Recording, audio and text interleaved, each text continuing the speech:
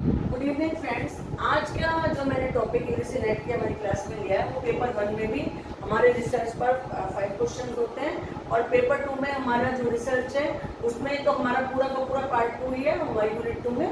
और जो सबसे पहले हमारे दिमाग में क्वेश्चन आता है तो व्हाट इज रिसर्च। तो रिसर्च क्या है कि एक प्रॉब्लम है और वो हमें कैसे डिफाइन करनी है, कैसे फॉर्मुलेट करनी है, उसके लिए मैंने एक फ्लो चार्ट टाइप बना दिया है। एंड अगर आप लिखना चाहते हैं you have to write, please write. And the heading is research process in flow chart. इसमें मैंने इसे दो तरह से इसको डिफाइन किया है, एफ एफ करके लिखा हुआ है और एक यहाँ पर मैंने एफ और एफ करके दो चीज़ें लिखी हुई हैं। इसको इसी तरह से बना लीजिए। सबसे पहले व्हाट इज रिसर्च।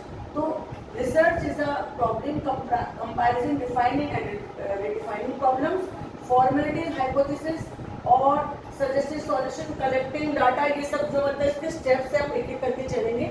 सबसे पहले हमारे पास है डिफाइन रिसर्च प्रॉब्लम्स। हमारे पास एक प्रॉब्लम आती है जिस प्रॉब्लम पे हमें रिसर्च करनी है। वो हम रिसर्च किस तरह से करेंगे उसके लिए कई सारे चीज़ें होती हैं, लेकिन सबसे पहला हमारा जो फर्स्ट स्टेप है वो है फॉर्मुलेटिंग द प्रॉब्लम, कि हमें क्या प्रॉब्लम है which we have to research और जिस पर कि पहले हम रिसर्च करनी है तो हमें उसमें क्या क्या देखना है। सेकेंड स्टेप आ जाता है हमारा रिव्यू द लिटरेचर। हम लिटरेचर देखेंगे कि इस पर पहले कौन सी रिसर्च हुई है, उसमें क्या क्या छपा हुआ है। जैसे कि हमारे ई शोध गंगा है, हम कुछ चीज़ें देखेंगे जिसमें कि रिव्यू कॉन्सेप्ट एंड थ्योरीज, उसमें कौन कौन सी थ्योरीज है, उसमें कौन कौन से कंसेप्ट है, उस पर कैसे पहले काम हो चुका है, वो सब हम लोग अपना, जैसे कि हमारे पास बहुत सारे इसमें ई जर्नल्स वगैरह हैं, वो सब हम लोग देखेंगे। रिव्यू प्रीवियस रिसर्च फाइंडिंग, जो मान लीजिए हमारी सेम प्रॉब्लम है, जैसे कि मान लीजिए मैं एक टॉपिक लेती हूँ 1857 का ही लेती हूँ, तो मेरठ में 1857 का जैसे मान लीजिए टॉपिक मुझे समझ में आता है, तो उसमें हमारे पास कि 1857 में यहाँ पे क्या क्या फाइंडिंग्स हुई है। मान लीजिए हम यहाँ पे एक सामाजिक विभेदीकरण पर कि किस तरह से औरतें और मुस्लिम और हिंदू स्त्रियों ने किस तरह से पार्ट लिया, मतलब कोई भी प्रॉब्लम हो सकती है 1857 टू रिगार्डिंग यहाँ का, मतलब किसने सहयोग करा, कैसे सहयोग करा, उस टाइम यहाँ की इकोनॉमिक आर्थिक स्थिति क्या थी, राजनीतिक स्थिति क्या थी। और जैसे कि इसमें हम एक रीजनल टॉपिक भी ले सकते हैं। मान लीजिए हमने इसमें मुजफ्फरनगर का टॉपिक ले लिया, मेरठ के आसपास ये बता, या बड़ौर क्षेत्र का ले लिया, या मान लीजिए बिजनौर साइड का ले लिया, उस टाइम वहाँ पर जमींदारी किस तरह की थी। ऐसा कोई भी हम एक topic, first we have to find the topic, then formulating the problem, then we have to study the related problems and review concepts, review previous research finding। इसके बाद मैंने सेकंड और किया formulated the hypothesis।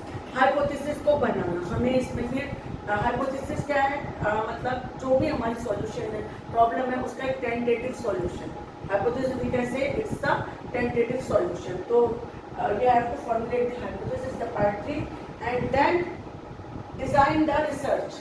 अब हमें वो research किस तरह से डिज़ाइन करनी है, तो हमें उस रिसर्च को डिज़ाइन करना है। ये जो मैं आपको स्टेप बता रही हूँ ना, ये प्रपोजल लिखने के बता रही हूँ। बहुत सारे मेरे स्टूडेंट फ्रेंड्स, इवन मेरे साथ के लोग भी कहते हैं कि मैं रिसर्च प्रपोजल कैसे लिखते हैं, तो मैं उसमें आपको बताते चल रही हूँ कि हम कैसे लिखते हैं। हमने एक फाइंड कर लिया, प्रॉब्लम को देख लिया, उसके बाद हमने रिव्यू लिटरेचर कर लिया, उसके बाद हमने फॉर्मुलेट हाइपोथेसिस कर ली, तब हमें डिज़ाइन करना है। रिसर्च को डिज़ाइन कैसे करना है, तो उसमें डिज़ाइन में हमारी एक्सप्लोरेशन क्या है, हमारा डिस्क्रिप्शन क्या है, डायग्नोसिस क्या किया हमने, और हमने एक्सपेरिमेंटेशन क्या है। इसमें हमने 4 पार्ट्स में इसको डिवाइड कर लेंगे कि हम इसको कहाँ से एक्सप्लोर करेंगे, कहाँ से डिस्कस करेंगे। इसमें फिर आगे चल के मैं आपको बताऊंगी कि रिसर्च कितने तरह की होती है, वो सब भी हम आगे चल के करेंगे। डिस्क्रिप्टिव रिसर्च होती है, एक्शन रिसर्च होती है, बहुत सारे तरह की रिसर्च होती है। उनके अंदर पोस्ट फैक्टर रिसर्च है, पार्ट्स ऑफ रिसर्च है, वो अगली चीज में क्वालिटेटिव रिसर्च है, क्वांटिटेटिव रिसर्च है, डिस्क्रिप्टिव रिसर्च है, हिस्टोरिकल रिसर्च है। कई तरह के रिसर्च हो जाते हैं जिनके नाम से भी आपको कुछ समझ में आ जाता हो।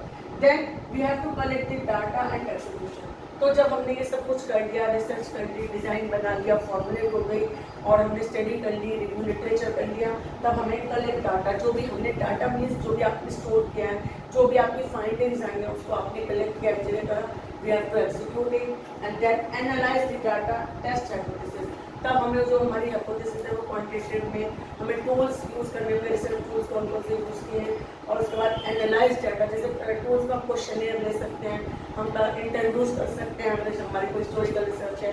क्वालिटेटिव जो रिसर्च होती है वो एक लॉन्गिट्यूडनल रिसर्च भी चल सकती है, क्वांटिटेटिव में ज़्यादातर न्यूमेरिकल्स रहता है, और जो क्वालिटेटिव रिसर्च होती है वो एक्सप्लोरेटिव होती है और उसमें बहुत ज़्यादा एक्सप्लोरेट होता है। इसके बाद से इंटरप्रेट करेंगे, सेकंड पार्ट हो गया हमारा interpret. Now first part is define research problem, second review the literature to review previous finding concepts, then formulate hypothesis, then design research through exploration, description, diagnosis, experimentation, and collect the data, then analyze the data and then interpret it. ये these are the some हमारे जिसको हम बोलते हैं flow chart में मैंने आपको समझाया है। F is the feedback and FF is the feed forward, जो आपस में चलेगी।